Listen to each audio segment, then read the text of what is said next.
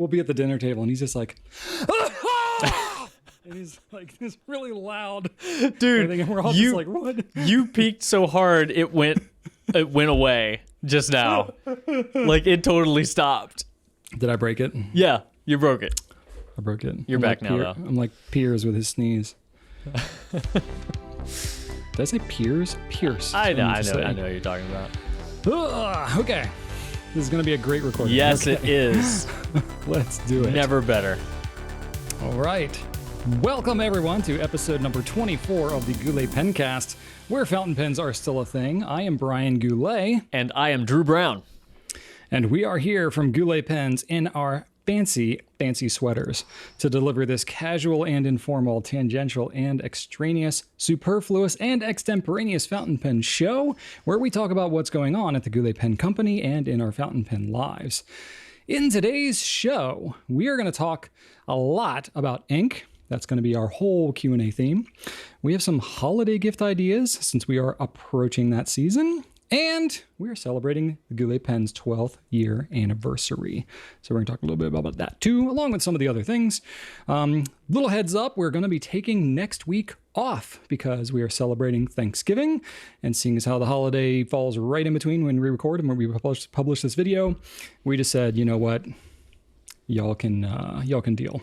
We have enough of these out there. They're long enough as they are.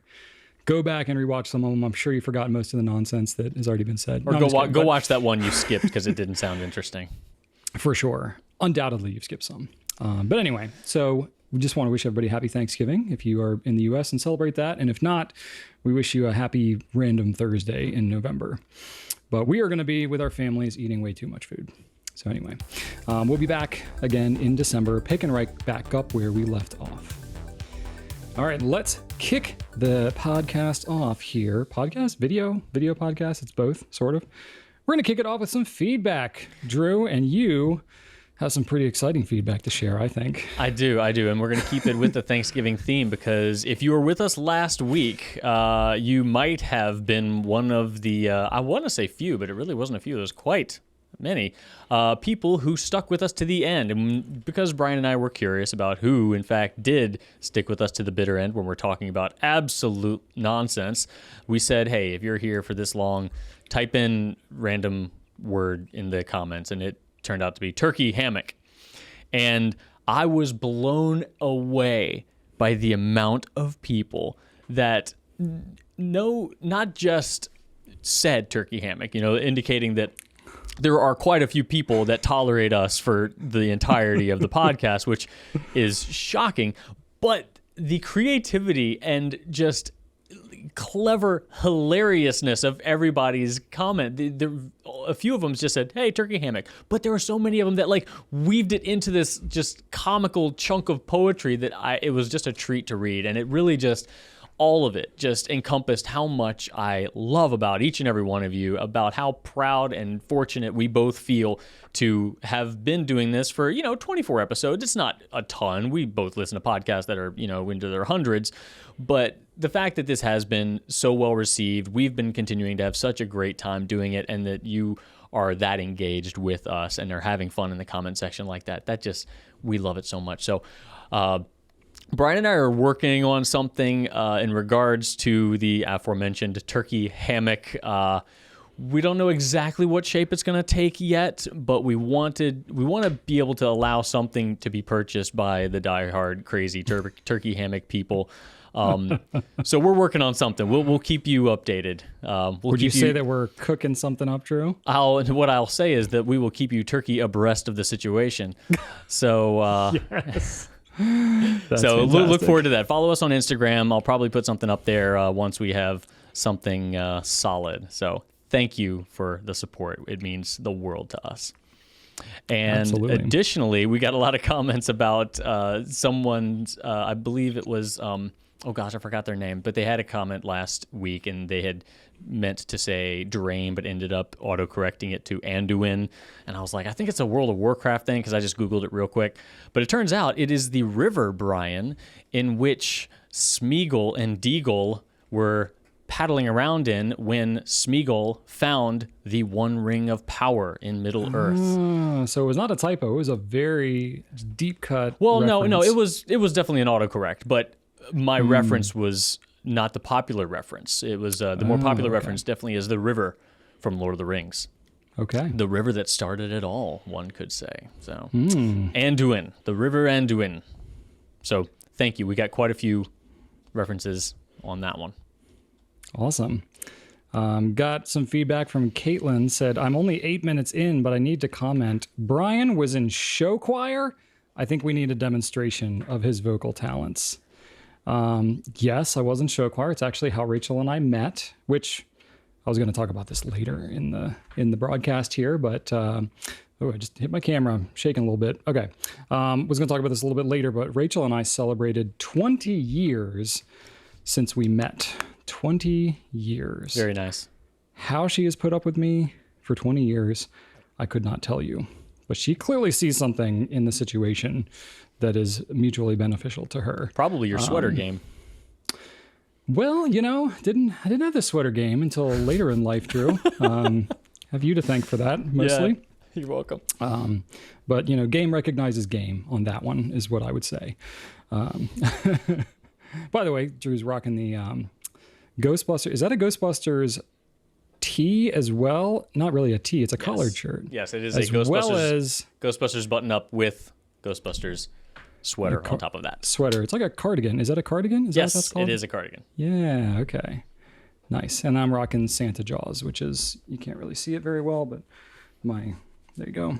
We did a pen based on this a couple of years ago. It was a lot of fun.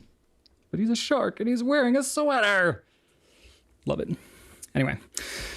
Okay, so demonstration of my vocal talents. Oh my gosh. So the problem that I have is I can't remember the words to anything. And I mean basically anything. It's like a deficiency in my brain. This has come up. You've said that like really, really famous Christmas carols that you've sang all your life. Like you don't know. Doesn't matter. Yeah. Doesn't matter what it is. remember. I cannot retain song lyrics or foreign languages like in my brain. So, I mean, especially if I'm put on the spot, my brain just completely locks up. So I will not be able to actually demonstrate my vocal talent today. Just like me and toy accordions. Yep. Same kind of deal, except you can't even, I mean, I can like, blah, blah, blah, blah, blah, like sing nonsense words, but that's not super great. So maybe I'll try and find a recording of me singing at some point, but I don't really have a lot of those because everything I sang in high school was like in a choir, so you won't hear me, you'll just hear the choir. You know what our viewing and listening public could do, Brian? What's that, Drew? They could go back to the 12 Days of Goulet Christmas video that we recorded like 1,000 years ago and listen to your vocal talents there and Rachel's vocal talents. Rachel played the keyboard in that. You know what I need to do, Drew, is I need to like pull up some karaoke. I can do karaoke because the words are on the screen. That's what I could do. I didn't think about that until just now. Yeah, usually Rachel and Brian duet something at our holiday parties. Let me see here. To Dream the Impossible Dream. Let me pull up those lyrics real quick. Maybe I can rock that. That's a Robert Goulet song that he did in Man La Mancha. No. Please don't sing anything. I'm going to feel super awkward. No? No. Oh, that makes me want to do it more. No, please don't. God, I'm going to hide somewhere. I can't even. I'm not warmed up at all. Oh God, I just ate please. lunch. I'm like my throat's really phlegmy. God, my mouth is drying out just thinking about it. I have a hard time even watching my wife perform on stage. She likes to sing and act and stuff, and I just get so because it's so far away from something that I could do, and it just frightens me and makes me feel I can't. Huh. So do you really not want me to do it, or you kind of No, I really don't want you to do it. 100%, please. Oh, now I kind of really want to do it. No, please don't. I will leave. I will leave. All right, you can leave. You can hide. You can. No, just give me with those other questions. Look. Okay, I'll just do the first verse. God. Okay. All right. No warm up. Okay. To dream the impossible dream, to fight the unbeatable foe, to bear with unbearable sorrow, to run where the brave dare not go. Okay, that's all I got. I'm sufficiently embarrassed. It's also weird because I have my earphones in, so I like can't hear myself the same. Anyway, I'm not a great soloist. I'm more of a choir guy, but whatever. I can stay on pitch enough. My tone's not great, but I have fun. So there we go. There's your little sampling. But yes, I did show choir. I was actually the dance captain my senior year, as well as the madrigal king. So I got to dress up like a Henry VIII type and wear tights and the whole deal. So y'all are going to want to see pictures of that real bad. So I'll see if I can dig some up, and maybe I'll put it in the video if I can find it, but no promises on that one. It's been kind of a crazy couple days for me, but I'll see what I can dig up. I also did marching band as well. So I was like super cool, believe it or not. Yes, all these things. And then I ended up in fountain pens. Huge shock. Yes, I know. And then from Chasms 624 said, if I'm remembering correctly, You Heard Me Bucko was from Happy Days. I brought that up last time, how Rachel and I say that to each other. I think Richie Cunningham called people bucko when he was trying to be tough. I love to watch Happy Days reruns while laying in my turkey hammock. Nice. See, this is how those in there. This is how they were. Like the turkey hammock showed up in like these boom surprise moments. That is fantastic. It's like you'd think you'd be reading a normal comment, and then all of a sudden, turkey hammock. So I Googled Richie Cunningham, bucko, things like that. I couldn't find that specific phrase, You Heard Me Bucko. It's possible it could have been in there, but I actually looked up the term. So bucko, a couple different definitions. It's a young man, often as a form of address, or Urban Dictionary had it as, I did preview this too, because sometimes they can be, you gotta watch out on family-friendly programs with Urban Dictionary, but it's a slang term for a male acquaintance used in a mock aggressive or openly hostile way. So I think that's a little more appropriate, because Rachel first said it to me when she was like, You heard me, bucko. So it was that kind of mock aggressive tone. And then I started saying it back to her, which was also funny because it doesn't make any sense. And now we just say it a lot. And I say it to my kids and they say it to me, and it's just kind of funny. But hopefully it's not like a deeply offensive term. I don't hear anybody use it basically ever. So, it's just one of those things. So yeah, there you go. Little context. All right, new stuff. So what's new and coming soon things? We have one thing that we launched on Wednesday. It is in kind of fitting actually that we wore our sweaters, because we have our next iteration of the Retro 51 Goulet collab sweater pen. We've had several of these now. I think this is our fourth that we've done. It is called Warm Hugs. I don't want to hype it up too much because as we recorded this, we launched it like an hour ago and they're more than half gone. So it's possible they could all be gone by the time this publishes. And if that's the case, I'm sorry. We only did 300 of them. We actually weren't supposed to get them until like 2 weeks from now. So we didn't buy a ton because we didn't think we would have that long to sell them. So they're probably going to sell out too early and everybody's going to be mad. And I'm sorry. But, we have to guess with these things, and it's not always so easy with this seasonal thing during COVID when there's lots of disruptions to supply chain and all that stuff. So it arrived a little earlier than we thought, and we launched it, and hopefully you got one. But anyway, there we go. And then because we're not talking about retro anymore, we're moving on to Tatcha. So if you remember, a couple of weeks ago, talked about, maybe it was last week, I don't remember. They all blend together. Talked about the Miyabi Winter Breath. Yeah, that was your pen of the week last week. Oh, yeah. So they are actually coming out with what they're calling the Miyabi Empress. So it's basically this pen, even bigger. I have not seen this in person yet, but I'm pretty excited about it. We're not getting a whole ton of them, but we're getting a couple. And it's going to have basically the size nib that's on the Sailor King of Pens. Not the exact same nib. It's an 18 karat nib, still made by Sailor. It's an 18 karat, not a 21 karat, but I anticipate that it's going to write pretty great. Brian, I haven't seen you this excited about a series of fountain pens in quite a while. Like there have been, new colors of existing pens that you enjoy, but this pen and the Empress, you've been like pretty jazzed about. Well, it's the Rodden. I think that's what it is. And the shell too. This was my first pen with any shell in it. And I'm just digging it way more than I would have expected. That's awesome. Yeah. So I don't know. It's kind of cool. So we'll see.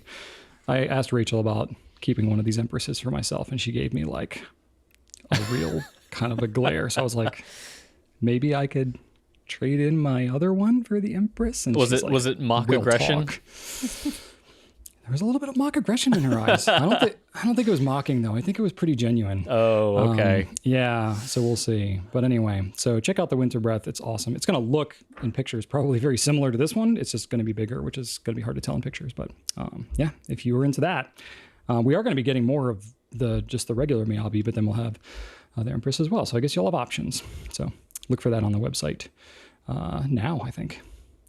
All right, Drew, you got a couple too, right? I do. In keeping with the theme of Conklin in the last couple of years, they've really leaned full on into the whole rainbow aesthetic. You've been seeing a lot of these crazy iridium-y, rainbowy pens come from that brand. And they are releasing their newest iteration, the All-American. And this is going to be an all-rainbow, full rainbow Conklin All-American fountain pen. We're talking the clip, the barrel, the cap, yes, the nib, the whole kit and the caboodle, all rainbow. Not just the caboodle, nor simply the kit, my friends. It is all of it. Rainbow explosion. So if you're into that, the All-American is one of their largest pens and a heck of a canvas for some rainbow party times. So check that out. It is something else. The nib is definitely my favorite part, Brian. Honestly, I would like it if they came out with a pen with like just the rainbow nib. But yeah, either way, it's a fun pen to look at and definitely a party on your desk if you want to go that route. Also coming from Jaffa Brands, the Tibaldi Bononia limited edition pens. We aren't getting a ton of these, but Tibaldi is a new brand for us. It definitely showed up in 2021, and it has been flying under some radars, perhaps. It's a very good brand, very high-quality pens. Most of them have ebonite feeds. There's plenty of good things to talk about, but this particular pen, while it is a Bononia, we do have the Bononia model available, and just at first glance, it doesn't look very different. But it is an internal piston filler, which the standard Bononia does not have. It's a cartridge converter pen, and it has a gold nib, which the other Bononias do not have. And this nib, Brian, let me tell you.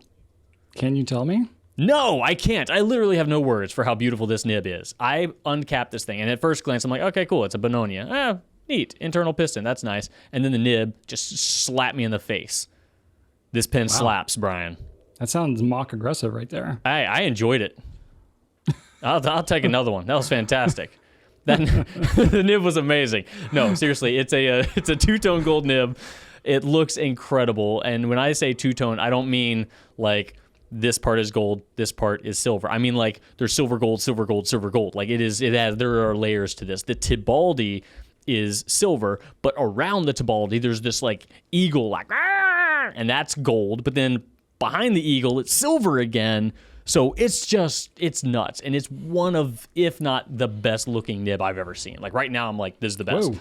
But wow, it's just the complexity of it, Brian. Like usually when I see two-tone, it does not have this level of complexity. Like even the little like 18K or 14, I think it's 18. Even that's a tiny little impression. And even that is rhodium within the gold. Like it is crazy looking.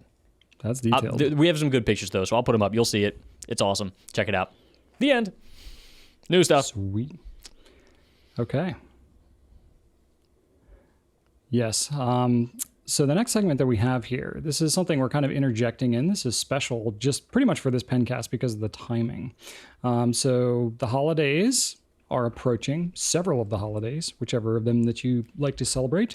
Or maybe you just like to buy stuff around this time of year because retailers like us are marketing all kinds of wonderful things, and you just get excited about that. That's totally cool too. So we have some things that we wanted to just feature and kind of point you to if you happen to be in that shopping spirit or browsing spirit even. So we have a holiday guide section on our website. You can find everything there. We're not going to talk about everything there because there's just a whole heck of a lot of stuff. But Drew and I just wanted to kind of curate a list, maybe get some things together to pique your interest, point out some of the things that we think make some really good gifts, give you a little bit of a concierge service here. So we're going to kind of talk about how we have things broken down, highlight some of the products, and then let you go on and check them out on the site. So how's that sound? Sounds beautiful. And I will say that our team here spent a lot of time curating this for you. We really, really hope that it helps. And we also took some photography just for this as well. So a lot of these groups are going to have their own specific photos. So you'll be able to take a look at those as well. And we'll put them in the Pencast also. So there you have it. So starting off, we have the under $30 section, and you can find this and all of the others we're going to be talking about on the main page of our website. You'll see holiday shopping guides. Click on that, and then you'll see everything broken down. So the first one is the under $30 category. And if you're shopping for a new pen user, or you just want to get started yourself, or want to find just one of the more affordable accessories, this is obviously the place to go for that. You'll see a lot of starter pens in this section, like notebook sampler package sets. Cleaning stuff is all here, which is always good. That's a good gift too, because it's not super fun to buy. Buying if someone doesn't already have a bulb syringe and they use fountain pens, buy them a bulb syringe. Like seriously, you are doing them a favor. Do that. And then of course, if you already have a bulb syringe, having a second one, you will not be mad, because you'll be like, great, now I can keep one in my office and at home, or I can keep it in my car or my backpack or hiking on the trail. Like there's so many options. Hiking on the trail, you betcha. Yeah, when you need to clean out your pen and you want to use some of that creek water, you can use that bulb syringe and just rock on. Don't listen to him right now. Thank you.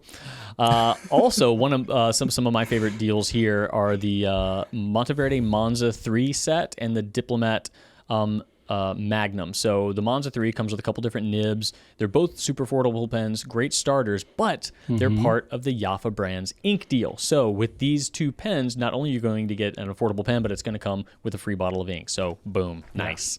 And that free ink is valued at $16. Yeah. So it's almost like you're getting a free pen. Yeah. Kinda. Yeah, seriously. You can think of it as buying a bottle of ink and getting a free pen. Boom. Pretty close. Yep. All right. Next one we got is the under $50. So if you got a little bit more of a budget, that's cool. Some good pen storage options there. Some maybe entry-level combo sets, which are some of my favorites. So you got Lamy Safari and Vista sets. So it's not just the pen, but it's the pen, you get the converter and a bottle of ink, or the pen and maybe a set of different color cartridges. So it's basically a really good way to get set up and going, kind of from scratch. So that's where it makes for really good gifts. The packaging and the presentation is also really nice.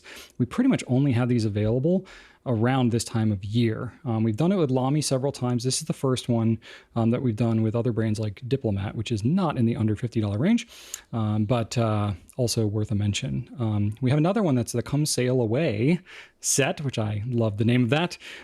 So that is something that's on sale. It's normally $63, but it's on sale for $40. So this is the Sailor Compass, which comes with a converter and ink to go with it. So you're not as packaged as the Lamy set, but still a great pen, and you get the ink and everything ready to go with it. A good pen storage option is the Monteverde 36 pen case, $40. It holds 36 pens. Some of the best pen per dollar storage option that you're going to have. And the only thing that I'll caution about that is whatever pen storage you get, you'll tend to fill up. So if you have 4 pens and you buy a 36 pen case, just be aware you're probably going to buy a lot more pens. It's what tends to happen. And I can attest to that, having filled many different pen cases. Many. Yep. Next up, we have the $50 to $100 range, and this is where we're going to start seeing some of those next level pens that we often talk about, as well as some premium ink storage, so like some nice leather cases and stuff like that, as well as some larger ink sets, like Diamine and Monteverde both have these ink collections that are packaged with several bottles of ink, like a lot of the times ink that you can't get anywhere else as well. I mean, you can get them as samples sometimes, but it's a great way to present somebody with a gift of a lot of lovely packaged ink. And then the Lamy All-Star sets are also going to be in this range, so a lot of bang for your buck there as well, and you will be getting them at a discount, and they're packaged nicely and cleanly, and you can just give it to somebody with minimal effort on your part. That's what the season's all about, right? Yes, indeed. Minimal effort. I'm just kidding. Moving on up to the $100 to $250 range, a little bit bigger range there, obviously. That's when you start getting into your entry-level gold nib pens. We got some great videos on these types of pens, but some of our favorites: Lamy 2000, Pilot Vanishing Point, Custom 74. Drew's all about his E95S. So you have a lot of great options for pens that are really, really good. We don't have like crazy sales or anything on these, but just ones that we wanted to highlight just as really just fantastic pens, really for any time of year. But if you're shopping in that price range, these are great ones to go to because it's a really solid kind of introduction to those gold nib pens. But is it as solid as the $250 to $500 range, Brian? Because in this range, you're getting some of the most iconic lifetime pens like the Pilot Custom 823. Boom. If you want to get somebody a pen that is just going to be their pen for a very, very, very long time, Custom 823, Diplomat Aero is going to be in here, as well as a lot of the sailors. So we're talking the Pro Gear Slim, the 1911, 1911S, like all of those, iconic sailor pens, and the 823, those pens that are going to last you a very, very long time. And honestly, this is coming from a fountain pen retailer saying this. If you buy one of these pens, you're only going to need one. They're so good. They're that good. Now, you're going to want more. That want has nothing to do with it. For sure. You're definitely going to want more. But as far as need goes, the pens in this range, choice. There you go. And then, of course, Drew, as you always know, the more money you spend, the happier you're going to be or make the person that you give the gift to. You got to fill up that 36 pen case. Just because we have everything broken out by price, I'll talk about the over $500, which is basically everything else. This is the, Drew classified this in the notes as the luxury zone. So we have now entered the luxury zone.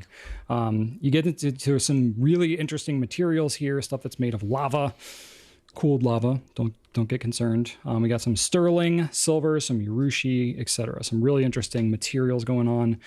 Gorgeous theming and some interesting filling mechanisms and stuff. You got your Visconti Homo sapiens, which I'm still partial to the Bronze Age, the OG. You got the ST DuPont Line D. You've got the standard version as well as the Space Odyssey, which is pretty rad looking.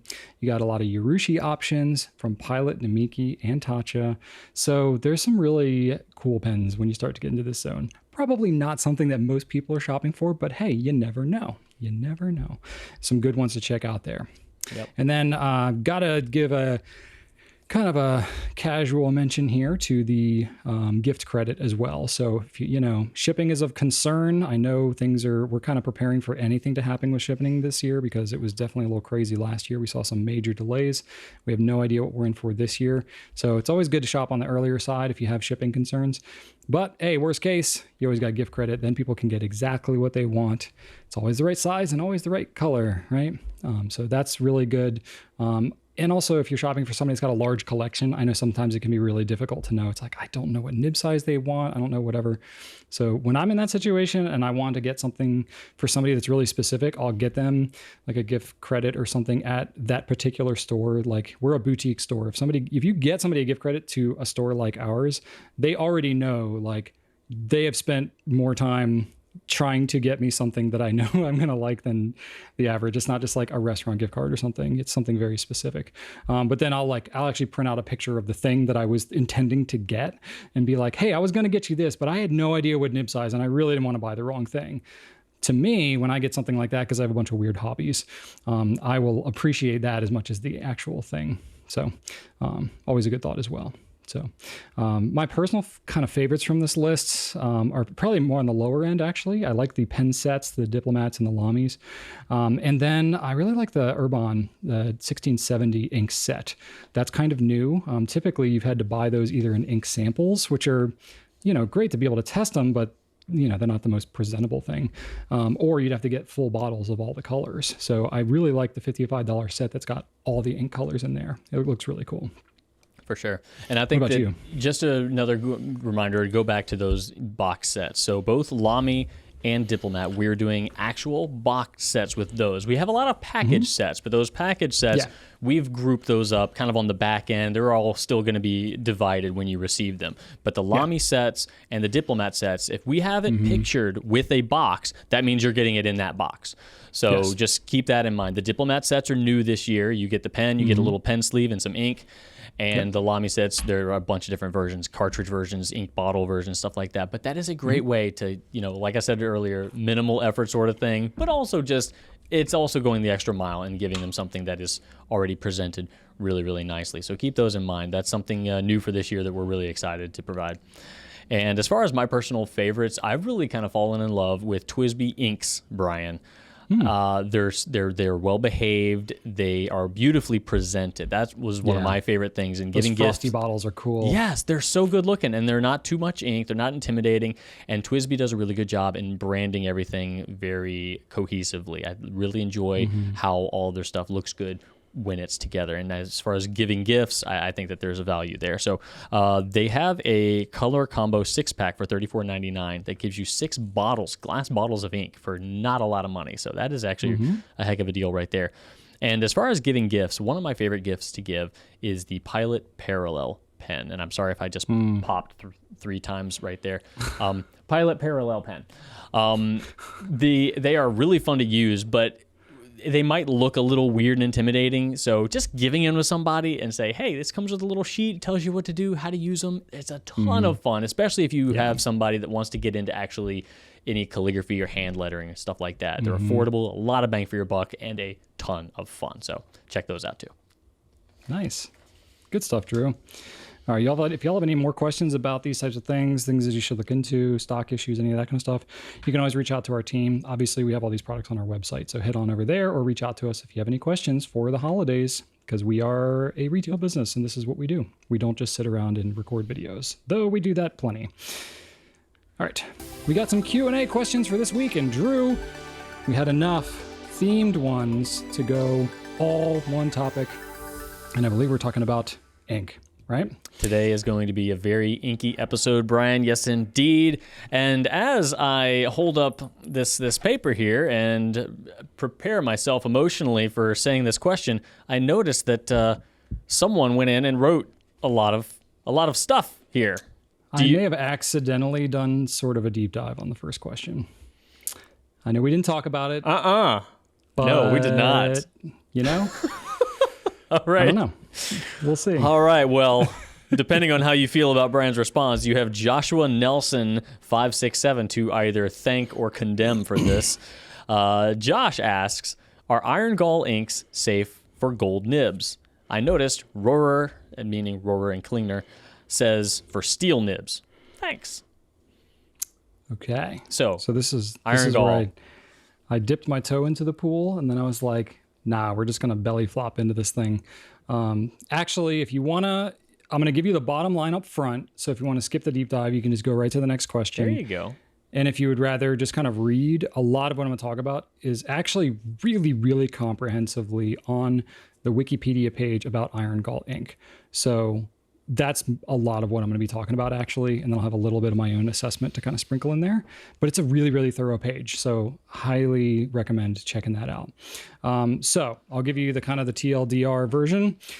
So are iron gall inks safe for gold nibs? It's sort of a yes and no situation. So true iron gall, like old school iron gall, not particularly friendly for gold nibs. Or fountain pens in general. They're really made for dip pens. Modern iron gall inks that are formulated for fountain pens, they're not as unsafe as they used to be, but it's still best to clean them often, only have them in the pen when you're kind of actively using them and not really any longer than is necessary, really. And don't use it in particularly valuable pens or ones that are really hard to clean. And I would probably throw gold nibs into that category. Realistically, I've not heard a lot of feedback over our 12 years of people that have ruined their gold nibs with iron gall ink. But this is kind of a subjective thing. It's like we've been selling this kind of ink in these kind of pens for a long time. And I would have thought that if it was actually really a problem, we would hear about it a lot. I think I can only actually recall one instance where somebody started to see something that was acting up on a gold nib pen. I don't remember the pen specifically, but I know that they were using diamine registrar's ink, which is one of the more, truer iron gall inks in fountain pen ink form.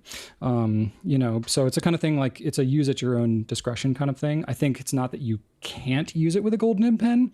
It's just a use it at your own risk kind of thing. So that's my summary. And then I'm going to dive in a little deeper and explain some of why, if you are interested. So go ahead and skip now if you don't want to hear any of this. And Drew, you can take a nap or maybe go refill your coffee or something, I'm good. I'm ready. Okay.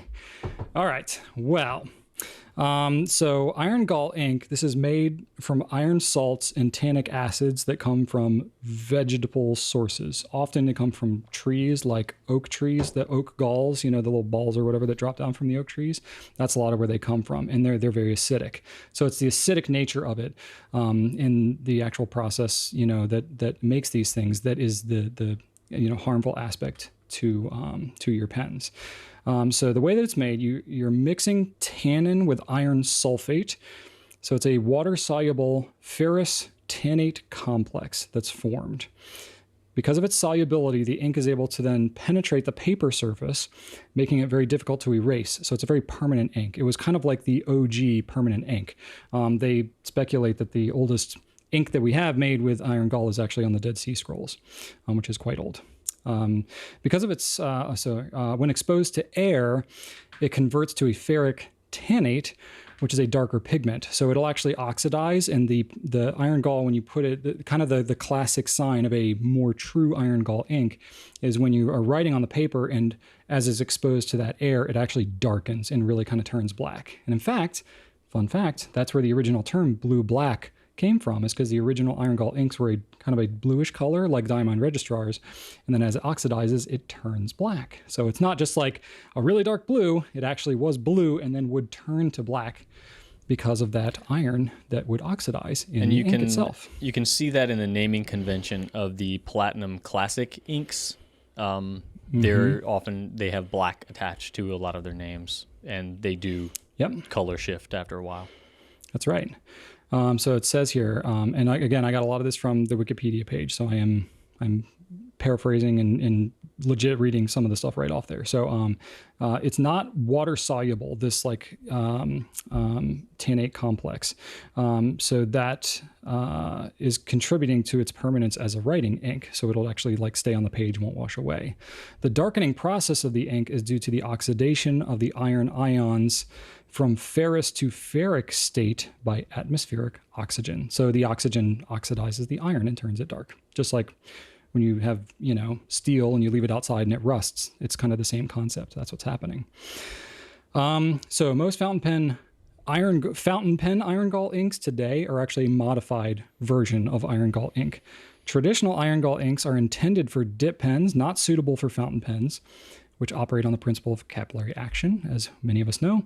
Ferrogallic deposit accumulation in the feed system can clog the small ink passages, so the feed and everything that's like, assisting that capillary action. Those, basically bits of iron, it's like a pigment, it's like a sediment that can actually build up, and especially as it like essentially oxidizes and kind of rusts in there, it clogs up the works. So that's why you can't use really, really traditional iron gall in a fountain pen, is because it clogs. Further, the acidic traditional iron gall inks intended for dip pens can corrode metal pen parts, a phenomenon known as redox reaction or flash corrosion. These phenomena can destroy the functionality of fountain pens. It's not really an issue with dip pens because most dip pens, the nibs are meant to be essentially disposable. So yeah, you'll use them for a little while. They'll kind of rust out. They'll break, whatever. They're not stainless steel. They're usually just a traditional spring steel. They're really cheap. You throw it out, you get another one. So it's not really a big deal in that form of writing, but in fountain pens, it kind of becomes an issue. So modern iron gall inks contain a small amount of the ferrogallic compounds and are also more likely to have a formulation which is stoichiometrically optimized. I have no idea what that means. That's straight off the website. Historical inks often contained excess acid, which was not consumed in the oxidation of the ferrogallic compounds. So essentially the process they used to make it was fairly crude, and there would be just like too much acid, and the extra acid would just be floating around in the ink and it would corrode your pen. That's what you had going on. Modern formulation also tends to use hydrochloric acid, whereas many historical inks used sulfuric acid. So it's a friendlier acid, I guess, that's used in modern fountain pen inks. Hydrochloric acid is a gas in solution which will evaporate. As a result, modern fountain pen iron gall inks are less likely to damage paper than historical inks and are gentler for the inside of a fountain pen, but can still cause problems if left in the pen for a long period. Manufacturers or retailers of modern iron gall inks intended for fountain pens sometimes advise a more thorough than usual cleaning regimen, which requires the ink to be flushed out regularly with water to avoid clogging or corrosion on delicate pen parts, like a nib. For more thoroughly cleaning iron gall ink out of a fountain pen, sequential flushes of the pen with water, diluted vinegar, or citric acid to flush out the residual iron gall compounds. Water, diluted ammonia, if needed to flush out residual color dye stains. Then finally, water are often recommended. So it's a little more involved in the process. This was actually new to me. I didn't know about the flushing with vinegar, which is kind of interesting, but it kind of makes sense. So to summarize all this, I think that it's a little more work. Personally, I don't think it's necessarily worth the trouble. There's a lot of great permanent fountain pen inks that are less hassle that you can use in your really nice gold nib pens. If you really like the actual like iron gall nature of the call them more traditional iron gall inks, you can get them in fountain pen form. They're still going to have some of those same properties, but I would just use them in a less expensive pen, something that's pretty easy to clean out, something that doesn't have a gold nib because this acid tends to react more with the gold. And plus it's just more expensive to have these gold nib pens. So that's what I recommend. I know that like the Diamine registrars and then which one are they? The Platinum Classics tend to be like the more iron gall inks. Rowan Klingner, I've never heard of an issue with those, though they recommend using them just on steel, so that's probably a good idea to go with what the manufacturer recommends. So I think just be conscientious of it. It's not a vastly pervasive issue. It's not like if it touches your pen, it's ruined, but you got to really stay on it. If you have pen cleaning habits like me, you should not put your iron gall inks in your gold nib pens because you will then leave them and it'll cause you problems and you'll forget to clean them out and stuff like that. If you have a regimen more like Drew, you're probably in better shape. He takes care of his pens in a more regimented fashion than I do. And that's the dive. We've now come back up to the surface. And, it was deep in there. It was a little murky as we got down in there. Very scientific, but I mean, you're literally dealing with chemistry here. So it's pretty fascinating. There's a lot more to read on the Wikipedia page if you want. But I found it pretty fascinating. And actually, I've looked at this page many times over the years, and it's actually gotten more robust. Like they specifically have this whole section in there about fountain pens, which is pretty fascinating. So pretty cool. And I will just add that when we did start carrying the Platinum Classic inks, we were a little wary of it because of, potential iron gall issues. So I actually tested a lot of nibs. I think that 5 at least. I actually left them submerged in little vials full of these inks for about a week and saw no severe issues, except for one. There was a matte finish Delta nib that was like it was like pretty matte. So I think that because it was a matte finish, it kind of it allowed some permeation to happen. But really they were all fine. All the standard nibs were fine, but I don't know if I tested gold. So anyway, good to know. Nothing catastrophic happened. Good stuff. All right.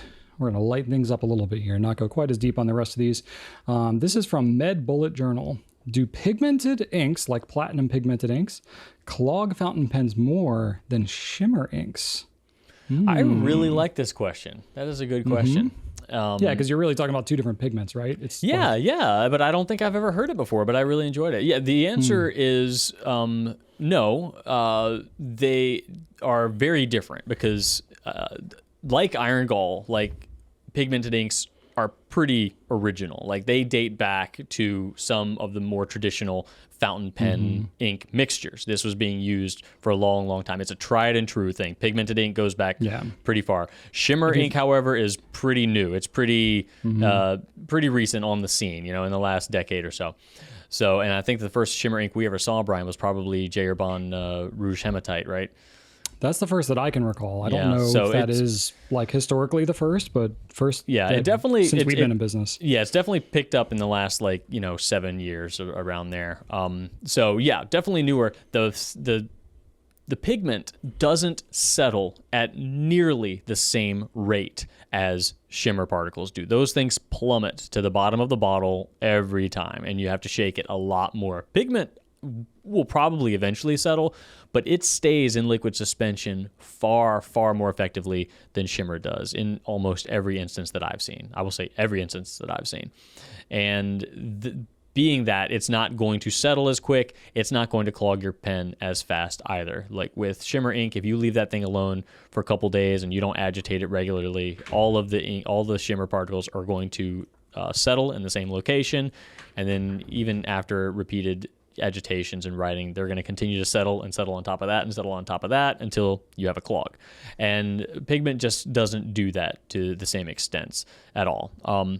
So they're both going to be in that more high maintenance category, but the distance between those two from a maintenance standpoint is far. Like they're both farther into the high maintenance category than just a standard dye-based ink is, but there's a pretty big gap between the two as far as maintenance goes. So if you're looking for ease of cleaning and you're wondering which one to go for, a pigment is definitely going to be less high maintenance. Yeah, I think, again, pigmented inks are one of those things that we hear warnings about from certain like pen manufacturers and stuff like that. Not that you can't use them, but like, make sure to keep them clean. Sort of the same things that are often said about the iron gall ink is kind of the same, like make sure you don't use it in long periods and flush it out regularly, that kind of thing for any pigmented ink, shimmer or otherwise. So I think you can basically, when it comes to your cleaning regimen, treat pigmented and shimmer inks essentially the same. I think that the shimmer ink probably is a little more obvious when it's not properly cleaned out of the pen, because it'll literally just like glitter on the feed and stuff like that. So it stands out a little bit more. So that's the only warning, is like make sure you're actually really cleaning out those pigmented inks. And then, the only issue that I've really had with any of the pigmented inks is when you have a cleaning regimen like I do, and you may be prone to leaving the ink so long in the pen that it completely dries out. That's when it's a much more of a pain to clean that out, because, think about the nature of the pigments. They are meant to dry on surfaces, not by, like dye where it has to absorb into it. So when you have something that dries on the surface of a feed or the inside of your pen or whatever, trying to clean that out is going to be much more difficult than if you clean it out while it's still wet and all those pigments are still in suspension. So really try not to let them completely dry out in the pen. That really goes for both shimmer and pigmented, but I think in that instance, the pigmented is actually a little more maintenance if you let it go too far like that. So just kind of be aware. And, speaking about when Drew was talking about like the historical nature of these pigments, a lot of times if you have something called India ink or China ink or lawyer's ink, that's what these are. These are often the really traditional versions of them are shellac based or acrylic based. So they are not fountain pen friendly. You do not want to use them.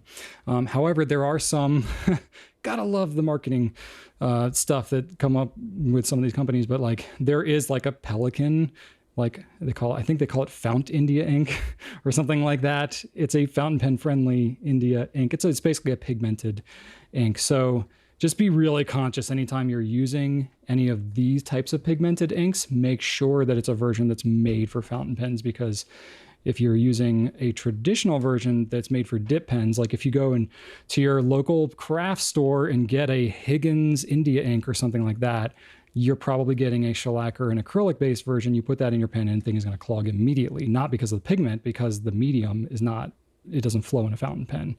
And then the only way to clean it out is with alcohol or acetone, which would also melt your feed. So not great. Don't do that.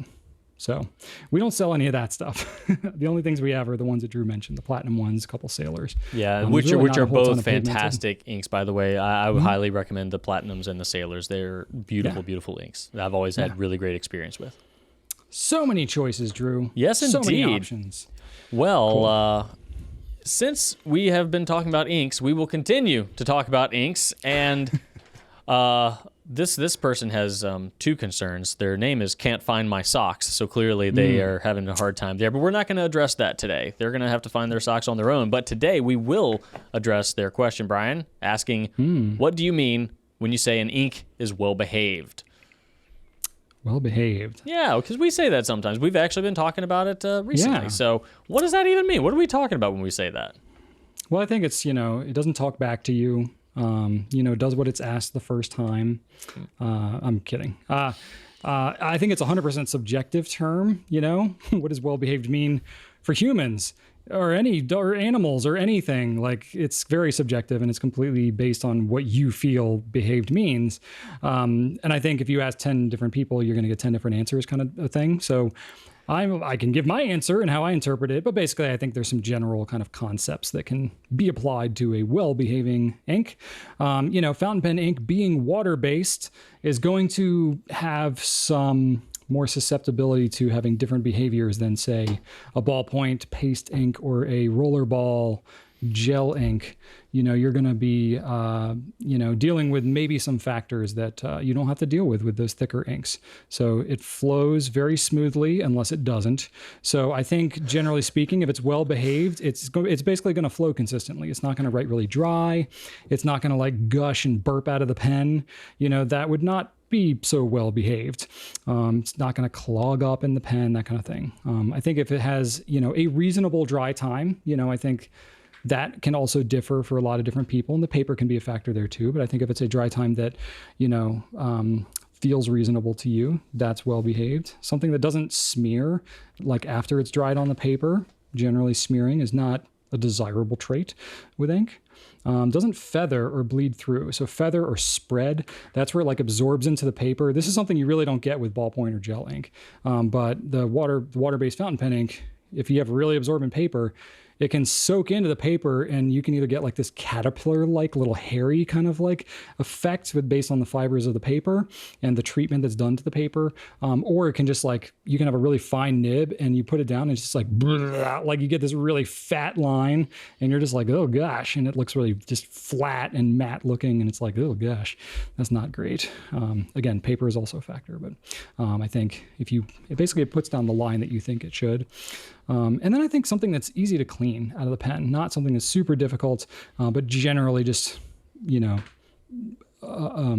feasible level of maintenance. So I wrote here, basically just performs in a non-offensive manner, whatever that means for you. I think the expectation should be adjusted, and is for most people, based on the properties of the ink. Most folks, if they're getting a shimmering ink, are generally going to understand it's going to be a little more maintenance to clean out of the pen. You may get some smearing that'll happen whenever you have any type of pigment in it, because that's going to lay on the surface of the paper. So if you have a really heavy pigmented, ink like the private reserve ones, right? Those are going to lay down a really thick shimmer on top of the page. And then if you let the ink dry and you smear your hand across it, you're going to have a kind of a sparkly finger, right? You'll still be able to read your writing and everything, but some of that shimmer is going to come off. Or you get a heavy sheen or super saturated ink like our beloved Organic Studio Nitrogen.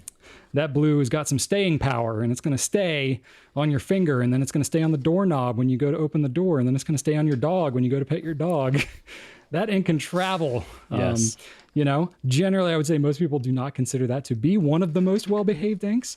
But given its properties, I think expectations should be adjusted a little bit. So it's all a bit variable. There's no one thing to say this is well-behaved and this is not. But with all these factors combined, you should be able to pretty much have something that meets your reasonable expectations. Brian, have you ever noticed that every time you open up with a question, you have to say about like this caveat that like, well, really it could be anything, but here, I'll give you this. Or like, well, it doesn't really matter, but here I'll give you this. It's like you bring up this like, you have to go to this classic Brian place where you're like, well, technically in between gray area, and then you go. Well, yeah, you're right. I do that. It's funny. I don't know if that's a personal quirk of mine, or I've talked to so many people and had so many different opinions thrown at me that are polar opposites of each other. It's like, I'm not sure of anything in the fountain pen world. Like, it's a burden of experience. Everybody is such. It's like people who have music preferences or food taste preferences. It's like, I mean, especially with fountain pens, it's like your sense of touch is different than mine. And like your color, like the color of an ink, like literally your eyes are different than mine. You see different colors than I do. Yeah, see, I'm still ignorant enough to live in, Yeah, I'm still ignorant enough to live in absolutes. Well, like, no, this pen is better. Fact. There's a lot of people that live in absolutes right now. And frankly, I think living in the world of nuance is a lost art. I will live in the world of nuance about important things. when it comes to my random hobbies, nope. I'm gonna die on all the hills. The only thing that I'm absolutely certain of is that there's nuance in everything. Oh God. Yeah, I can't disagree with you on that. Good stuff. All right. From HG Lizer, Higlizer, I don't know how to say your name. I'm sorry, but your question is valid. Best red or green ink color for holiday cards. Drew, you got some opinions here. What do you mean by holiday? Like, it could mean anything. Like, really, I'm just kidding. What holiday. I'm kidding. I'm being Brian. All right. No, I have a very decisive. Red and green Kwanzaa as well as Christmas. I'm just saying. There's I have a probably very others, decisive. too, I have a very decisive answer for this one. Okay, so I have actually been using red and green inks for most every holiday season. Sometimes I don't really have a lot to do. Sometimes I'm like, I'm going to do cards. But either way, I am always ready to go. So I started off with, now here's one thing. I've never changed my pens. Starting off, I've always used All-Stars from Lamy with 1.5 nibs on there. And Brian, I'm just going to use this opportunity to pull out my All-Stars right now because... Whoa, wait. Are these part of your 3 pens, Drew, or did you ink up? No, they're not inked up. Calm down. Pens? They're not inked up. I was just looking at my All-Stars. I'm like, I should think about this. So, okay. So when I do the cards, I have skeptical. My red All-Star and my green All-Star. You can't buy these anymore, so don't ask. But this one gets green ink. This one gets red ink.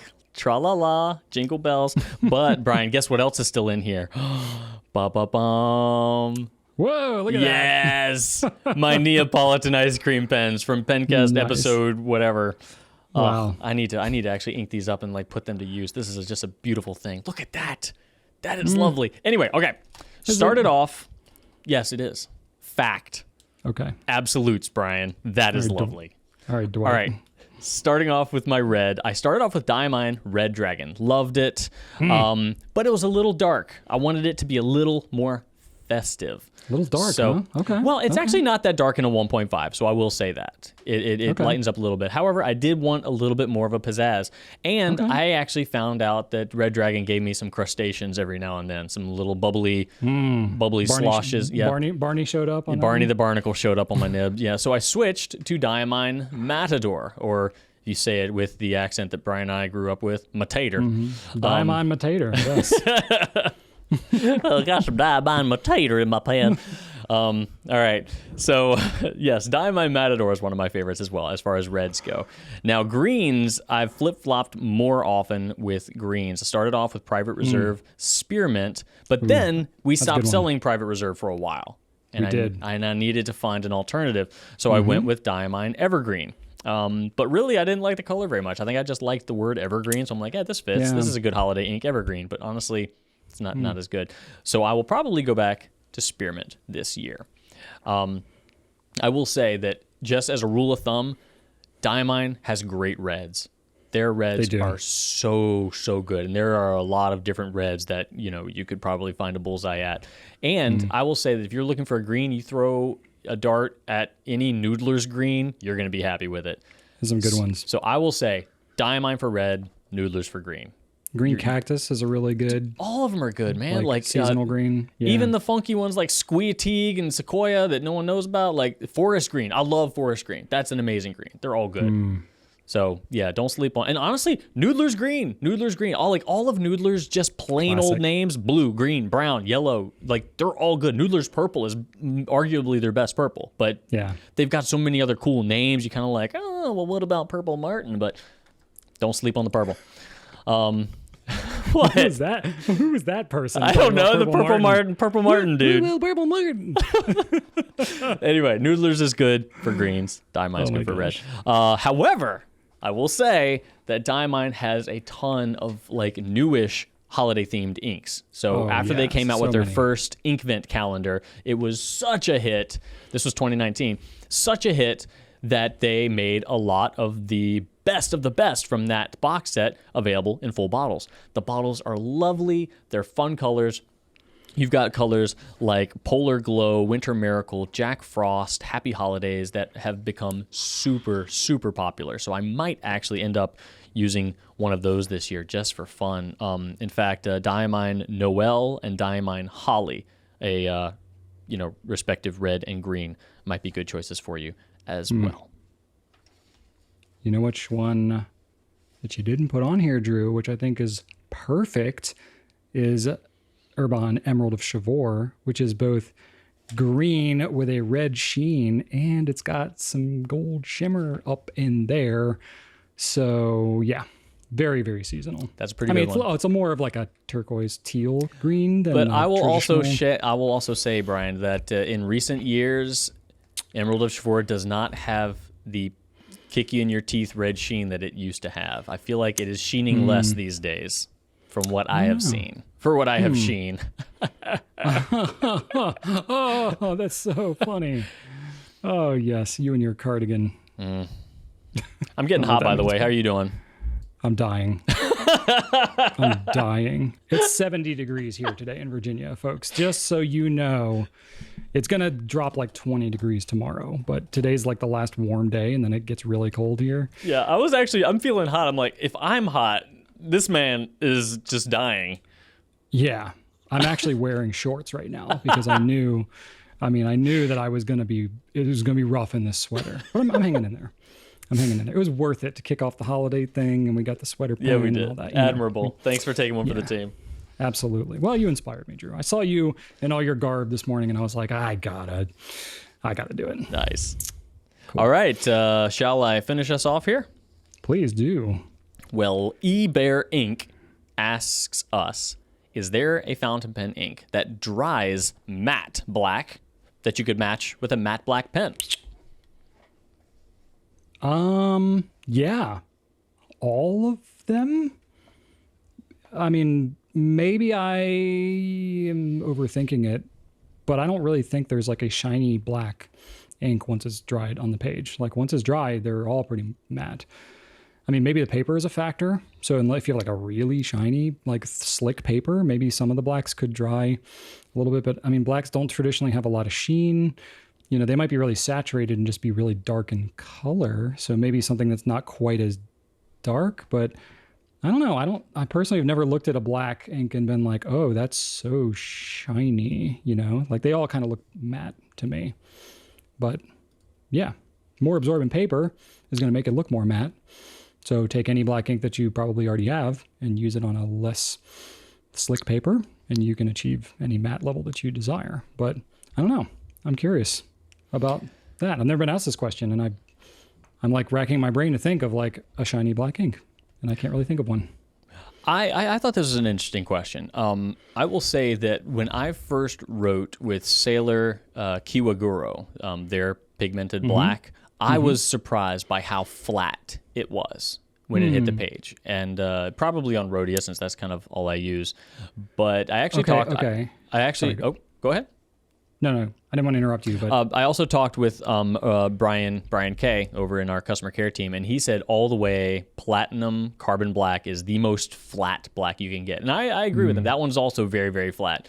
I've been using that one for a long time, though. Like those cartridges, like I'm super familiar with those. So that didn't stick out to me as much as the first time I used Kiwaguro. That one was like, oh my God, this is flat. But now that he mentioned it, I'm like, yeah, you know, they're pretty comparable. Carbon black is really flat as well. So I thought, I figured that eBear was talking about flat in conjunction with matte, something that just didn't have something that just didn't have any sort of like no shading to it. No depth, no nothing, just okay. Yeah. So that's what when I kind of interrupted you a minute ago.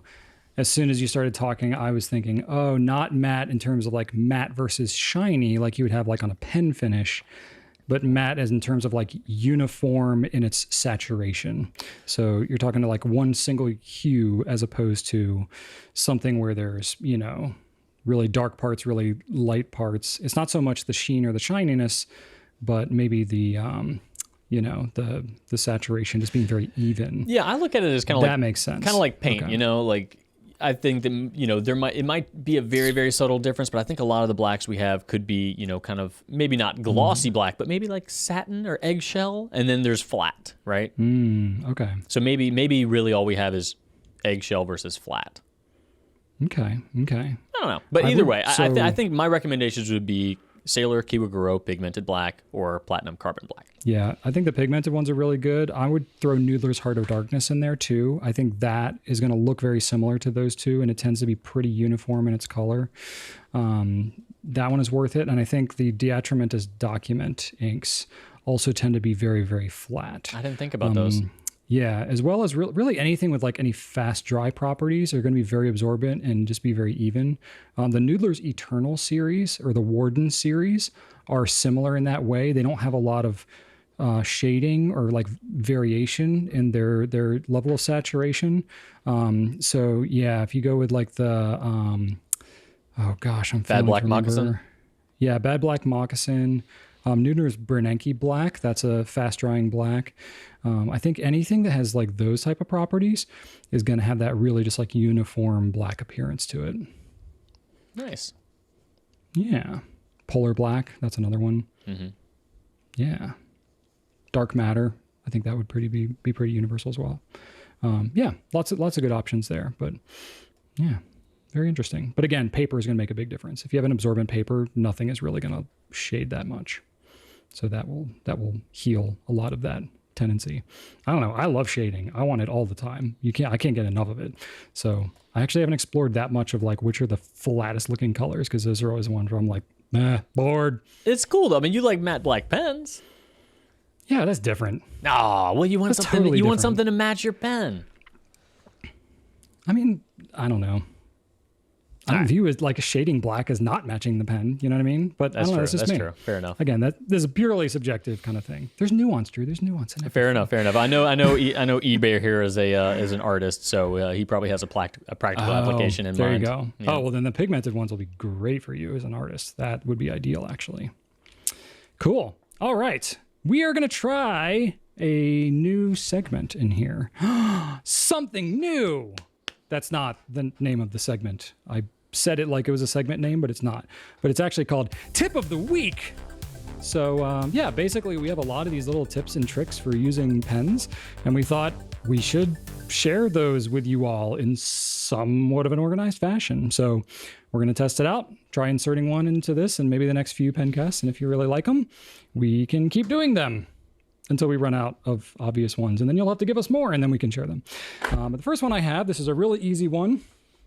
So if you're writing with, any type of notebook, it could be a journal, it could be more like a correspondence type paper, or, a notepad where you tear it off. If you're using fountain pens, and, even if you're not that new to fountain pens, but especially if you are, a lot of the paper has more of a coating on it, more of a sizing to it, and can be somewhat sensitive to hand oils, like oil from your hands. And if you're like me, and you're wearing a sweater when it's 70 degrees, and your hands are naturally oily anyway, and you're just like gobbing nastiness all over the paper as you're writing, you're resting your hand on the paper, and you're smearing those hand oils down. And by the time you get down towards the end of your page, you're then trying to write basically on top of your hand oils. And if you know anything about oil and water, they don't mix well. So water is repelled off of oil. So if you're taking basically a coating of hand oil and smearing it all over the page as you write, it's going to be less likely for the ink to absorb properly into your paper. You're going to have more maybe skipping issues. Your line might look a little finer. You might just start to see some issues. So that right there should be your first indication. If you're noticing that at the bottom half of your pages of whatever you're writing on, you tend to get more skipping and stuff like that, it might actually be your hand oils. So my little tip, if you're dealing with that, is very simple. Basically, take a sheet of paper or an index card or a Post-it or a piece of small plastic, if you're like Stephen Brown. Literally just any type of physical barrier, put it on your paper on the lower half or whatever. Let your hand rest on that, and then as you write, and then you just move it down a little bit, and you just do that. If you have a really small notebook like this, you may have to move it, a few times. It gets kind of annoying, but particularly if you're like journaling or you're writing something, more long form, you get kind of in the habit of it, and to the point where you don't even think of it. But basically that sheet of whatever that you put on top of it will absorb all your hand oils, and then you will not have any hand oil on the bottom of your page anymore. Simple hack, but a nice little tip, and it works well for most. Yes, There indeed. you go. There you go. Tip All of the right, week. pen of And the week. If you hang on one second, if you have Oh, any we're not- tips that you'd like for us to share, something you think that you do that's really helpful that others might not know about, shoot us an email at pencast@gouletpens.com, and we might use it. Thank you. Yeah. You could post in the comments too. That's all right. We can If you want to keep regurgitate it back out. if you want to keep it secret, though. I mean, we're not keeping secrets here, Drew. We're sharing we're not. our knowledge with the world.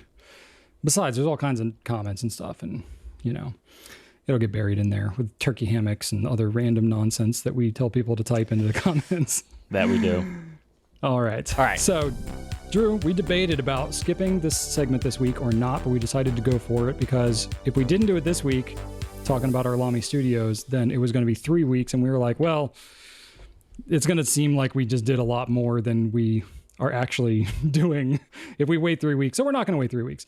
But we will talk about how the studios that we've used for the last week. So this was a pen that really you wanted to use. I've used them a ton. And so I basically... Well, it was recommended to us. But it was recommended, and you admitted that you had not used the studio all that much. So you wanted to learn more. So I'm mostly going to let you kind of take it away on this one, and I'll interject and, try and interrupt and confuse you and embarrass you as much as possible. Oh, well, that's not going to be difficult. Just start singing again. Anyway, no, please don't. That can be arranged. Stop it. No. Living on prayer. I could do one that of the again. one of the rants. I've heard you singing that. It's pretty bad. Oh my God, I'm so frightened by karaoke. That's why I didn't participate in the Harlem Shake video, Brian. Remember that? Even back then, I'm like, no, this is embarrassing and weird, and I ran away. Yep.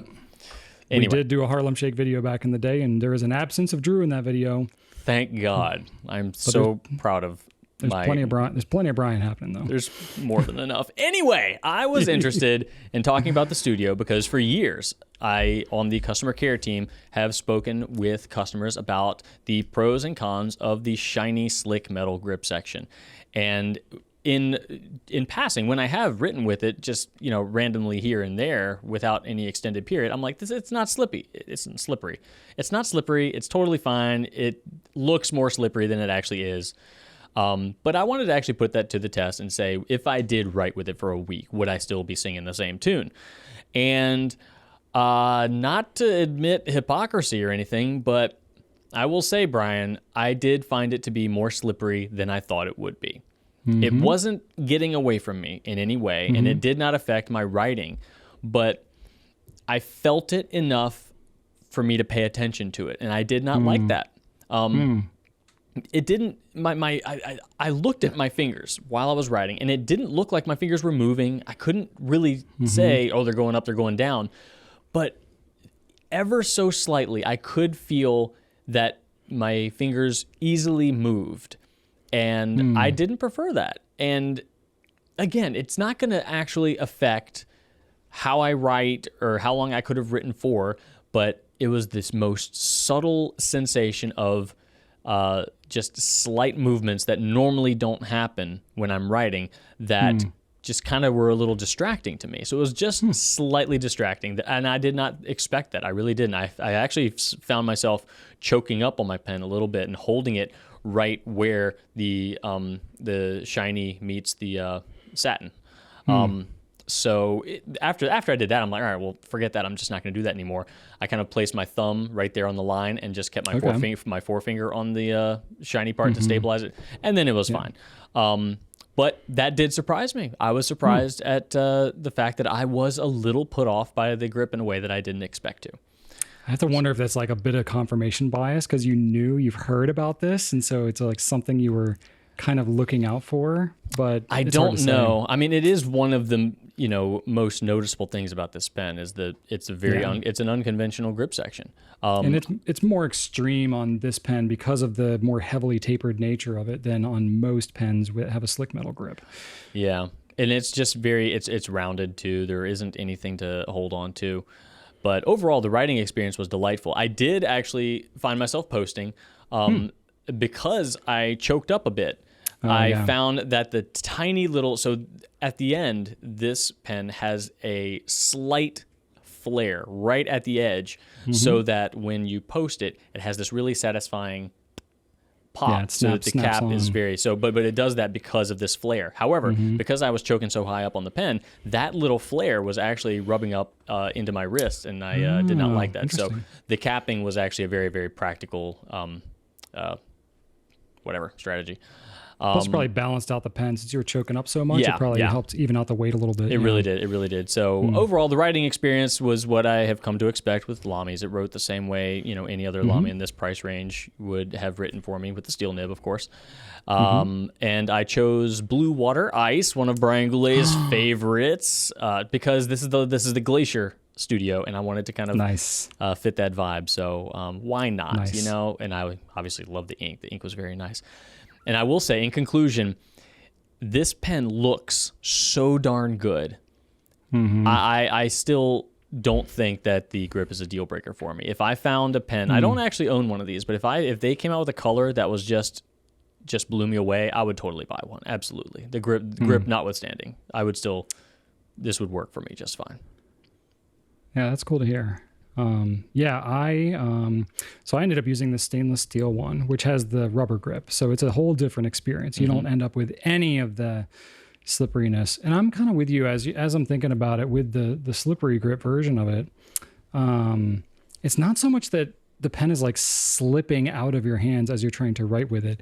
It's just that there is no resistance as you move your fingers. So it's like... Exactly. It's not like you're on unstable footing. Like if you're trying to walk on ice, your feet can just like kind of slip out from you at any moment. It's not quite that unstable, but there's no like, if you're grabbing a regular pen and you're like sliding your finger on it, it's going to like tug the skin a little bit. Like you're going to feel that friction. You just really don't feel that. So it just feels different. That's all. It's really not good, bad, or otherwise. For me, I think the taper is actually more of the issue. Like what I tend to do with that pen, it's fine when I write for shorter periods of time. Yeah. But when I write a little bit longer, because the grip is metal, it heats up a little bit. My hands are oily. So I end up with kind of a warm, oily, slick, metal tapered grip. And what happens is to keep myself kind of in place, I end up gripping the pen a little harder, a little firmer.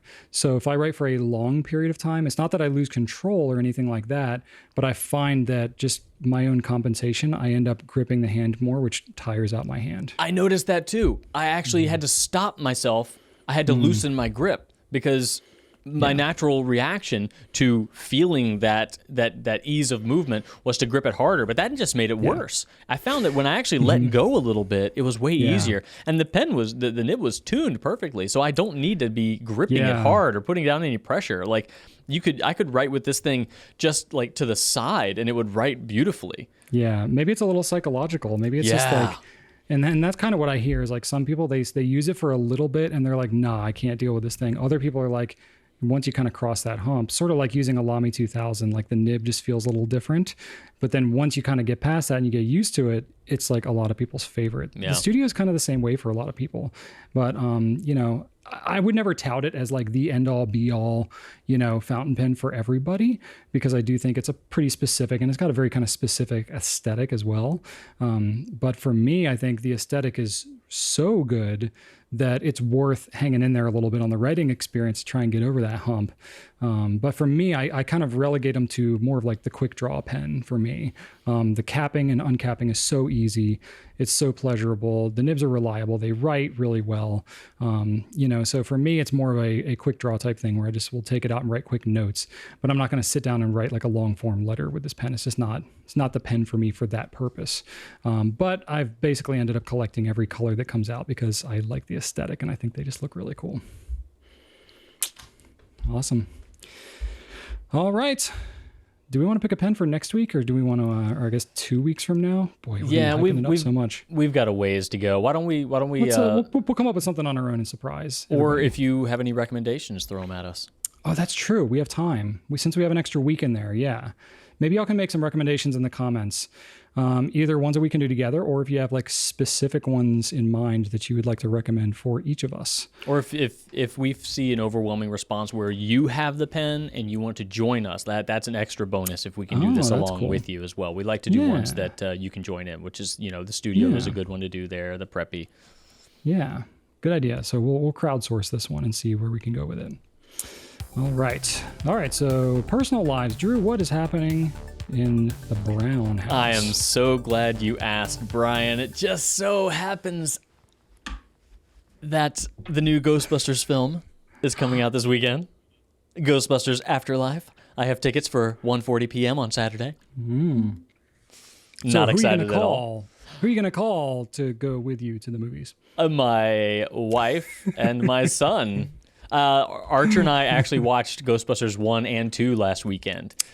And, Really? Yeah, and my he gosh. watched the second one. I'm like, okay, there's going to be some severed heads here.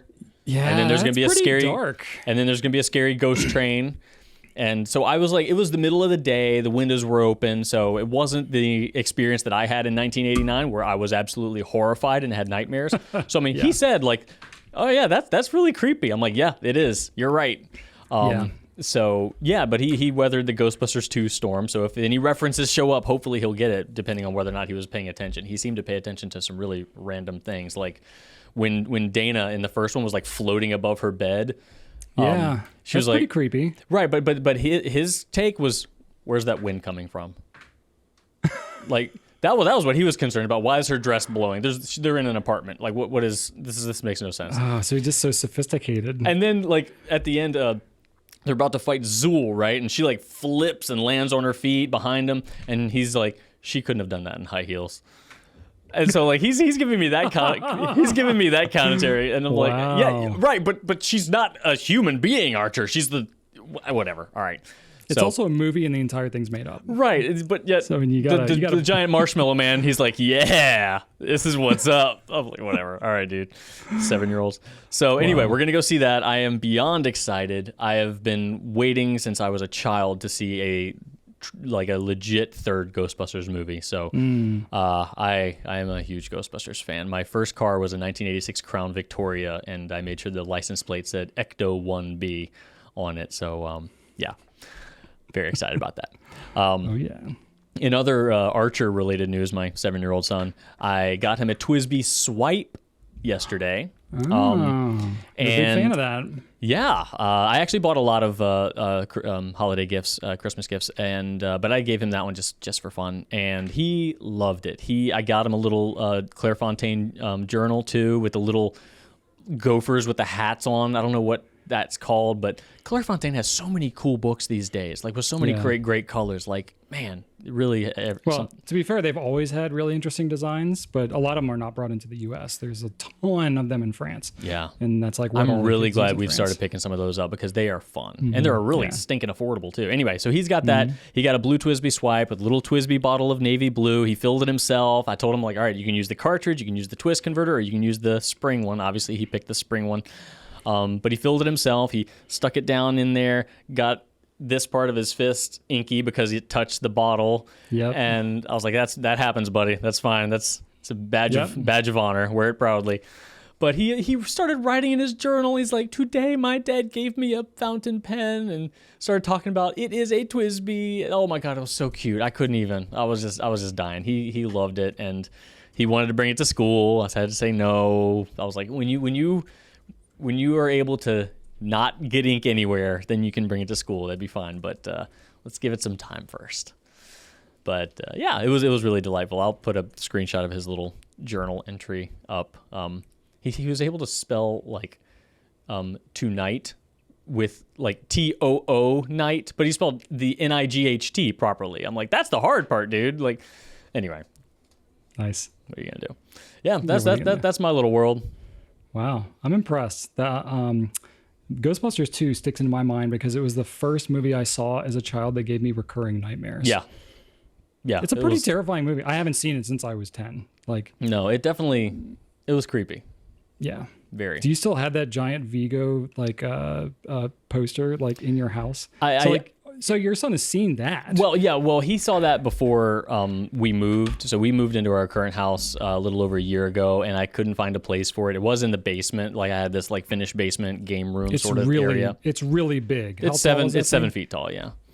It's really like when he says he can't find a place, you need a wall. Yeah. So he's not hanging up. He's chilling out in the attic. But man. Archer, he recognized, like, oh, that's the painting you used to have. It's not a painting; it's a vinyl print wrapped around insulation. But he recognized he's it. But wow, just bring in your office, Drew. I don't know oh where my you put God, are it. you kidding me? It's quite large and creepy. Wow, good stuff. Okay, on my front, nothing movie related. Oh, shame. Yeah, no, I've been an Animal Crossing New Horizons widower ever since they came out with the new Animal Crossing update. Rachel my has- condolences. Yeah, I mean, it's fine. I'm doing lots of yard work and stuff anyway. She's so in a better place. it eases my guilt of like being outside all the time. I mean, but she's really just like loving the heck out of that update because she's like, she doesn't do anything halfway, Drew. You know, if she's going to do something, she's going to maximize the experience. So she is really loving the Animal Crossing thing. So that's been a lot of fun. Rachel and I celebrated 20 years of being together. Oh my God. Which I already mentioned. We didn't do anything crazy because it's like, it was on a Monday and it was like, okay, this is kind of whatever. But you know, I like got flowers and, you know, reminisced a little bit and stuff like that. So it was kind of fun. Been picking up lots of leaves. You know, Drew, you're a big fan of the yard work. Man, the leaves have been, I don't know if I'm just like paying more attention this year, but like I have to blow up my driveway every single day because it like goes through the woods and you can't see the edge of the driveway unless I blow the leaves. So like it's been like a daily thing all through October and now we're halfway through November and I'm like, how many leaves are left? They're like, anyway, so I've been blowing a lot of leaves, but I actually kind of really enjoy it in this beautiful weather and stuff like that. I do have a follow-up last week to where I talked about the ladybug invasion that was happening in my house. Yeah. So found out it's not actually ladybugs. They are Asian lady beetles. So they look almost exactly like ladybugs, but they are slightly different. They still feed on aphids and stuff like that. But apparently they swarm like this in large groups, especially when the weather is more temperate. And I don't know, I've read some articles and stuff that were like from the DC, Maryland area, like mid-Atlantic region. And it just talked about how bad and how random the pattern was with these particular beetles. Had something to do with the weather patterns earlier in the year and how there was like a lot of aphids out right now.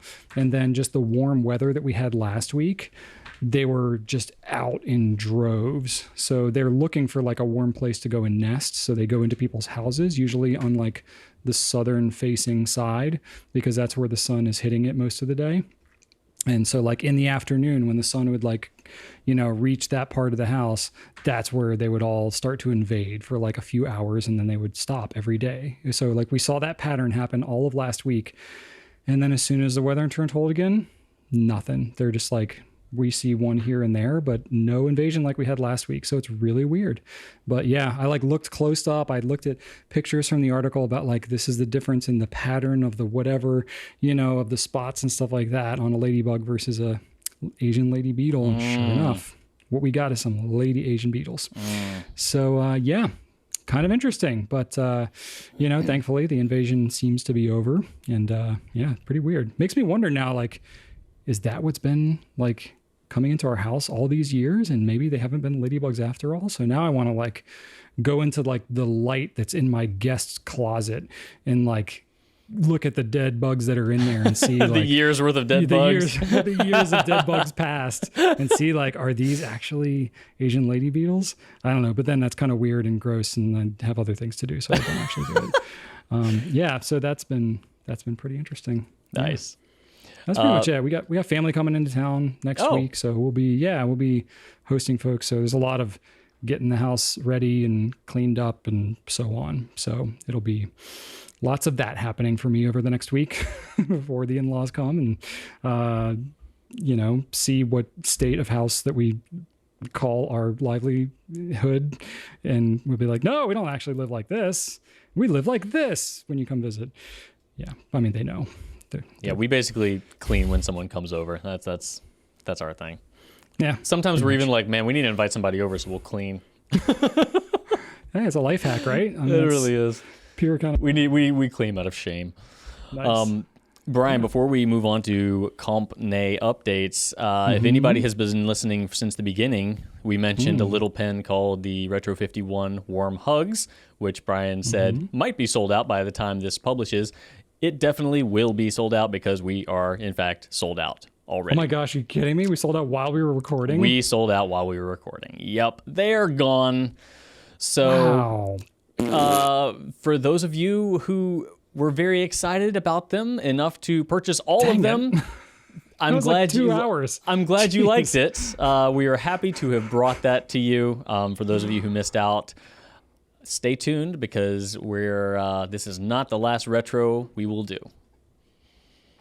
So I'm really excited about that, but also kind of bummed because I can't tell you how many hours of my time I spend like coordinating these designs. I know. And it's like the better the design and the better job we do, I guess to a degree, like the faster it will sell. But then it's like, yay, and then it's over. And like, okay, now like everybody pretend like it never happened. We don't Yeah. want people to feel bad about missing out. And it's like, dang it, but we can never predict how many of these we're going to sell. But man. just so you know, the next one we're gonna do, Brian spent even more time on.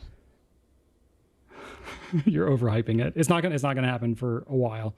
But yeah, I've spent more time on this next one that we do than anything else. Oh my gosh. So I hope it pays off. I hope It's pays probably off. going to be gone like this one, so just Probably. come to grips with that right now, Brian, so that you're not sad when it happens. Okay. Yep. You're right.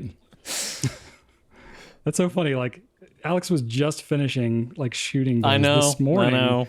And now we'll be like, oh, good job. All right. Yep, that's Take it retro. down. Shut it down. It's like it never happened. Yeah. I wonder if I should take down the story that I did on Instagram.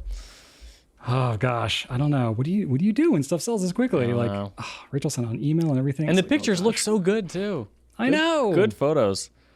We need to do worse photos, worse theming, so people don't want it so much. No, that doesn't sound like a good idea.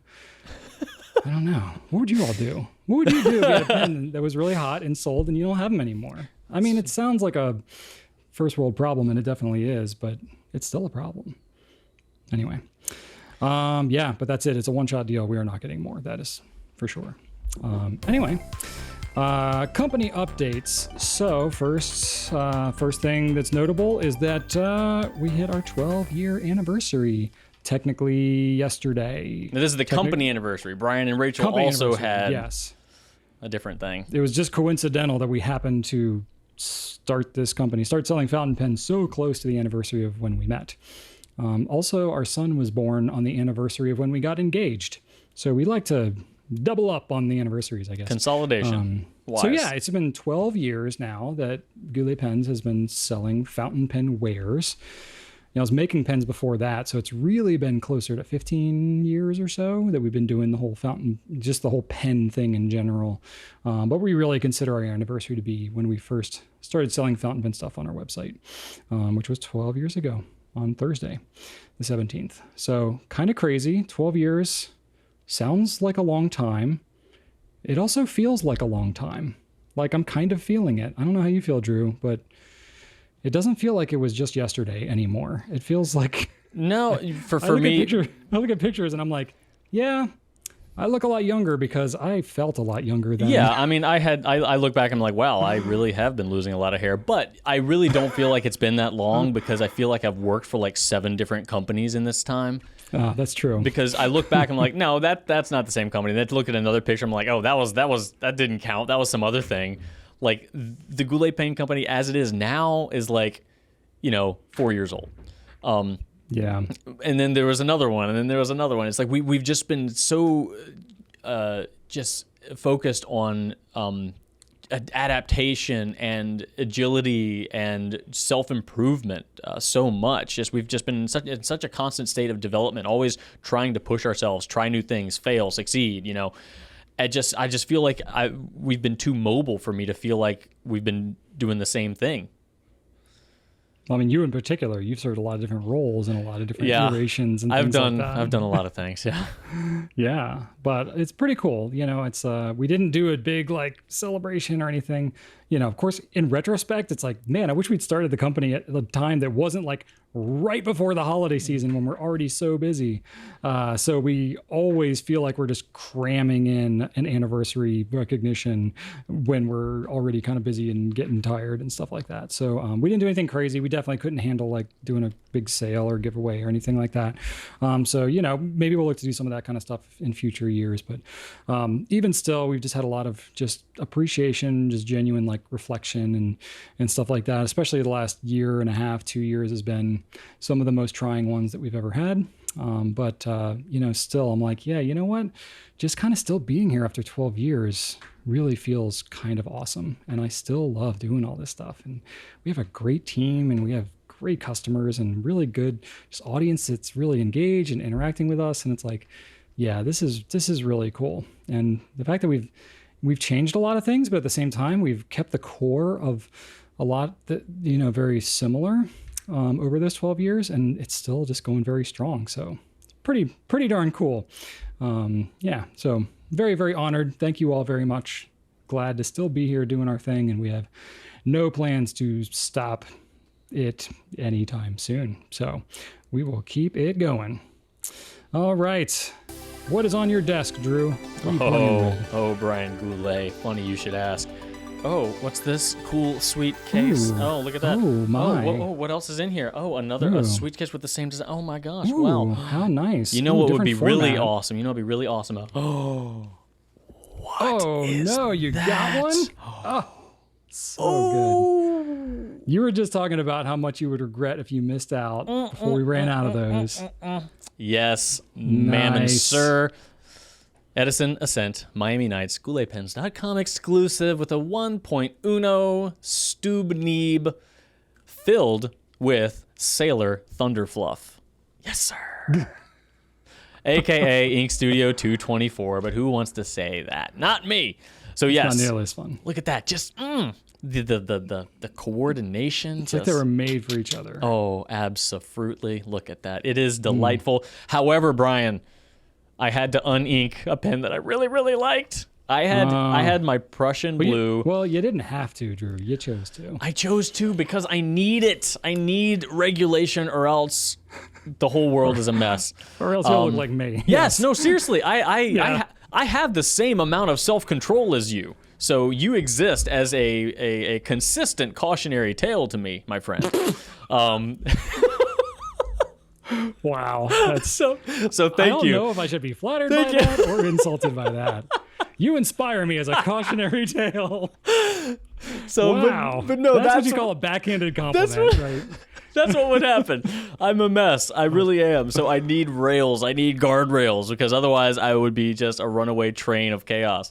So yes, I know. That's why I don't drink as well. So anyway, I got an Edison Ascent Miami Nights, and I bought a bunch of gifts for the holiday season. I bought some Explorers for my brothers. I bought a Metro for one of Archer's teachers, and then I bought a Kakuno for another teacher. So I kind of hit the whole pilot starter pen zone. And they're all great for a bunch of different reasons. And I went with Namiki black bottles, Brian, because I love the. It's actually what I use here. The Namiki black bottle is one of my favorites because it has a cup already inside, so that it's really easy to tip and fill when the ink gets low. I've refilled with this. This is full of Noodler's Black right now, but I just like the bottle a lot. So I went with this bottle for when I was gifting full bottles of ink. And then paper, I actually went with Maruman Namasini, the B6 top wire bound. Bought a bunch of those for people as well. And then a bunch of ink samples also. So yeah, I was really happy with that. I got a lot of bang for my buck. And then I bought some field notes for myself too, the national parks stuff, because they look so good. You really gone nuts in the last week. Jeez. Well, it's for the season. I'm going to be done for a while though. Fair enough. True. Next up, I need to get all up in the eBay and find myself a Pilot Stargazer. Ooh. And then I'll be fine. I won't ever need another fountain pen so long as I live. That'll Absolutely. be it. Absolutely. Yes. Yep. That's it. That's the limit. There's one thing that I personally can attest to. It's that once you buy your Grail pen, you're just fully satisfied and you have no desire to get another grill pen. No, of course not. Of course not. I am so very, very self-controlled with my hobby purchasing. Absolutely. Yeah, so me, I've not gone as nuts as you have. I ate a lot of pens last week, plenty. So I did not go as nuts. I did get a warm hugs, obviously, because, I definitely, I have to. And, I always keep everything exclusive that we get just because of historical reasons. Because when it sells out in 2 hours and then we're like, what was that pen that we had again? It's like, oh yeah, this one. So that's how I justify it. But no, I actually cleaned off the desk that I have in my front office. Oh, I thought you were going to say pens. No, I thought about it though. I really thought about it and even moved to the point of considering the intention of it. You thought about thinking about it. I wouldn't say I was fully committed to the intention of cleaning them, but I was definitely contemplating having the intention to clean them. It's a multi-step process of what goes on in my head when it comes to these things. But yeah, no, I definitely, I just have a lot going on, and we've had a lot of like rearranging stuff in our house and like getting our kids stuff organized and all that kind of stuff. So that's consumed all of my mental bandwidth. But no, I mean, I cleaned up my desk enough where I could like actually like sit at it and kind of work there again. It had gotten out of hand quite a bit, and I was like, I don't want to go over there. So cleaned it off a little bit. It's not perfect, but it's workable, and I'm getting there. Oh, I also made another puzzle. I don't think I mentioned that. But yeah, just like a 2D puzzle. It was nice. It was a 300-piece puzzle. It was like 1,000,000 times easier than that Lego one that I showed a couple weeks ago. Yeah. Yeah. I busted it out and did it in like 30 minutes. And I was like, oh, this is much more satisfying than like taking 3 weeks and taking up the entire family's table and not being able to eat dinner on half the table because of this giant weird puzzle. So that was nice to be able to start and finish a puzzle in a reasonable amount of time. So it's kind of fun. It's probably very obvious to everybody else that's ever made a puzzle, but you're like, yeah, don't start with like the hardest puzzle that you can possibly buy, you nitwit. So there you go. I like to dive into things. What can I say? All right. Speaking of diving into things, we've been swimming around in this pencast long enough. So we're going to get out of the water, dry ourselves off, and go eat some bugles. Because that's what I did when I was a kid at the pool. How do you feel about bugles? They're not great. They're nostalgic because I liked them as a kid and didn't get them very often. But I eat them now and I'm like, yeah, these taste very processed. Oh, yeah, no, tremendously. It's one of those foods that has that taste where you're like the aftertaste, you're like, this is not good. Like you have to keep eating them. I need to eat another one because I don't like the taste of it. Like when I'm over the like halfway through it. Right. So you just keep eating them and then you're just like, oh, I really feel terrible now. Yeah. I just ate an entire bag of bugles before dinner and I feel gross. Good memories. So anyway, thank you so much for watching, everybody. Please leave your comments. And it's going to be a couple of weeks. So go check out gouletpens.com. We got all kinds of holiday things. We're not doing anything crazy for Black Friday, Cyber Monday, all that kind of stuff. So don't look out for any crazy sales or anything like that. But we have things on our website. You can go check them out. We have lots of content that you can go back and watch. If you want to email us at pencast@gouletpens.com, feel free to do so. I do have a random fun fact for you, though. Ooh. So the myth has it that we're always so tired on Thanksgiving because of the tryptophan in turkey. Yeah. According to WebMD, there is no more of the amino acid tryptophan in turkey than in any other type of poultry. It's more likely that you feel exhausted because of the crash from the inordinate amount of carbohydrates that you stuff into your gullet. So there you go. All right. That said, I very much look forward to eating too many carbohydrates on Thanksgiving myself. Because that is one thing that Rachel's family does really well. Thanksgiving is like an entire event. They like cook the stuffing inside the turkey and then use like the liver of the turkey to make the gravy and stuff like that. It's a whole process, like passed down from generations kind of thing. But it is a lot of work. And I'm in like sous chef mode this year. I have to like learn the trade 'Cause Oh, it's like the guys that do the turkey and then the stuff. It's Rachel's dad that really like owns it. So me and my brother-in-law are like really gonna try to learn it this year, and we'll see. Because I'm not a great chef, but we're gonna try. well, good It should luck. be fun. Thank you. Thank you, everybody. I hope you have a wonderful next couple of weeks, and we will see you in December. Right on.